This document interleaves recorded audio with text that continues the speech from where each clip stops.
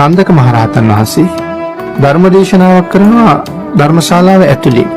අපේ බුදුරජාණන් වහන්සේ ධර්මශාලාවට වඩින්න යනකොට දොර වහලා තිබුණේ.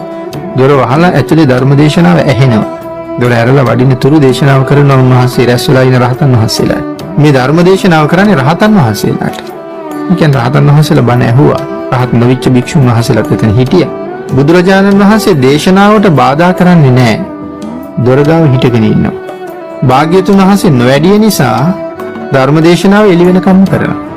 බුදුරජාණන් වහන්සේ එළි වෙනකම්ම හිටගෙන ඉන්නවා. බණ අහනවා.